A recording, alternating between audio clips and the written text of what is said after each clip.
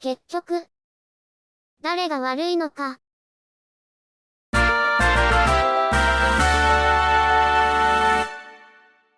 皆さん、ごきげんよう。始まりました。シナリオバキャ一代。進行役の浦沢ととめすです。今回のテーマはこちら。つまらない作品において、一番責任を負うべき人は誰か、についてやっていきたいと思います。先日これについて、アンケートを取ったのですが、その結果に基づいた、私個人の意見を言いたいと思います。それでは行きましょう。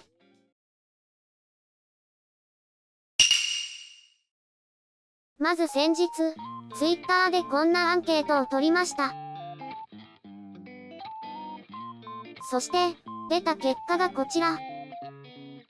多くの人がプロデューサーが一番悪く、次いで脚本家が悪いということになりました。まず基本は、関わった人全員に責任はあると思います。責任がない人は一人もいない。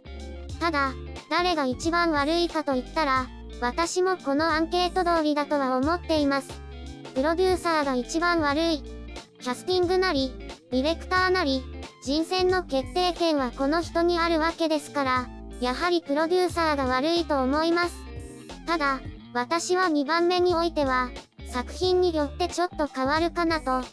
監督、ディレクターが悪いケースもあれば、脚本家が悪いケースもあるなと。というのも、脚本って変えられたりして、最終的な台本の決定権は、脚本家ではなくディレクター、プロデューサーにあるので、ケースバイケースかなと。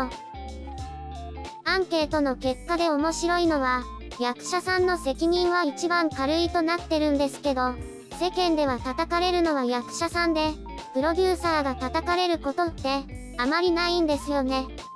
そういうのも込み込みで、役者が一番お金もらってるというのはあるかもしれないですけど、ただ、いつも責任を追及される役者さんのニュースとか見ると、かわいそうだなと私は思ってますし、少なくともこのアンケートに投票してくれた人たちも、そう思っているのでしょう。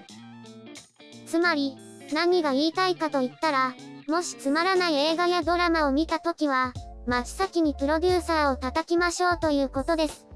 これが悪の元凶なので。以上です。それではまた次回お会いしましょう。ごきげんよう。さようなら。